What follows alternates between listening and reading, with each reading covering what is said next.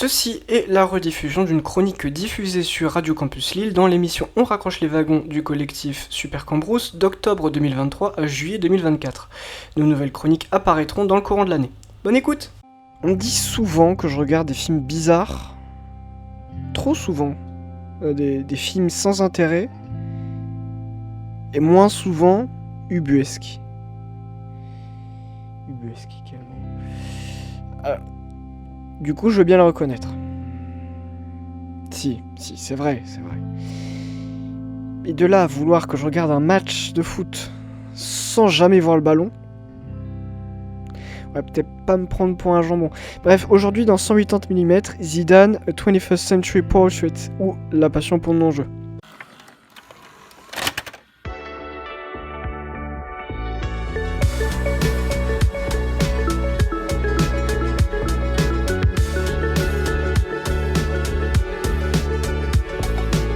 Bienvenue dans 180 mm, dans On raccroche les wagons, votre focus sur l'œuvre et sur la culture, et bonjour à vous, je suis Théo et j'espère que vous allez bien, que vous passez une bonne journée.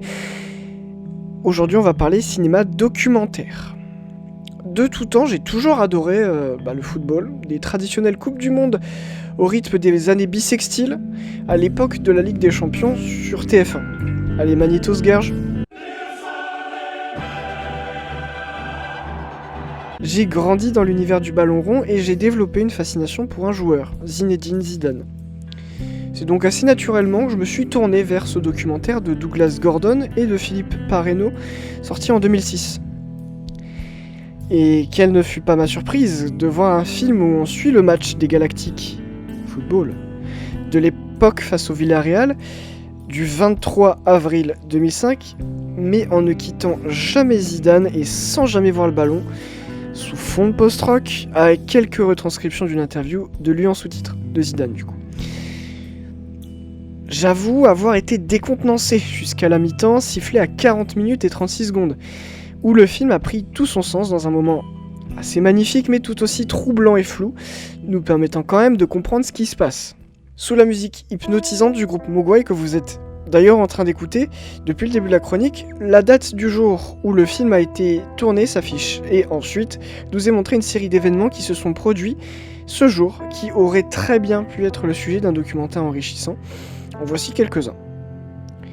Des centaines de maisons sont détruites en Serbie-Monténégro pendant les pires inondations vues depuis 40 ans. Un marathon de lecture de 48 heures a été lancé en hommage aux 400 ans de Don Quichotte.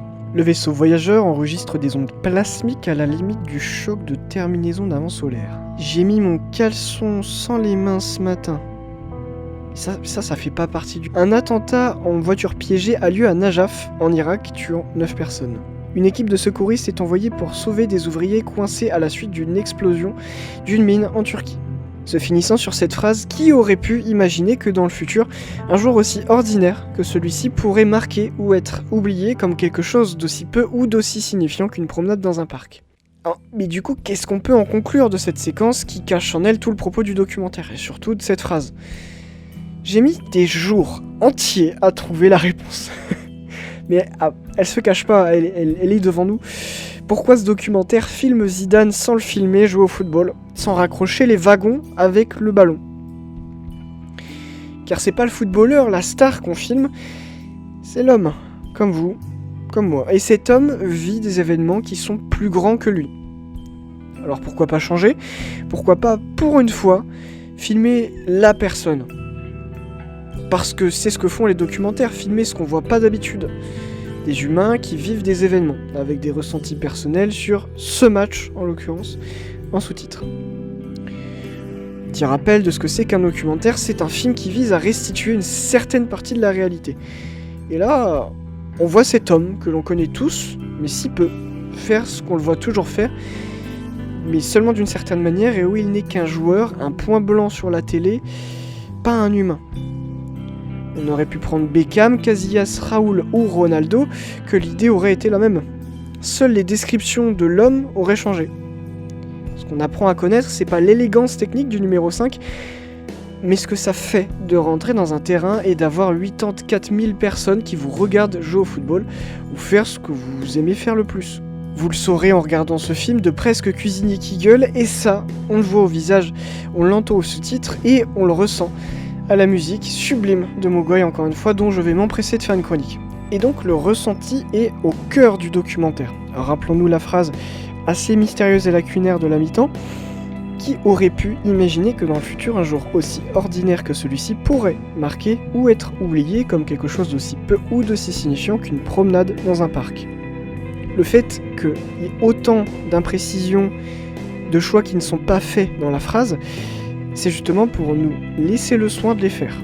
En tout cas, laisser le soin à notre ressenti de le faire.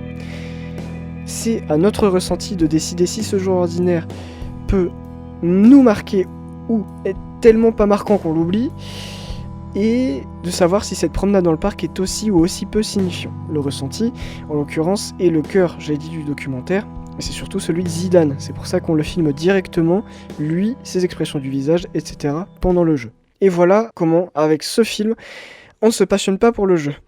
Il ne me reste plus qu'à vous souhaiter une bonne fin de journée, bonne continuation dans On raccroche les wagons, vive toutes les formes de culture, la bise.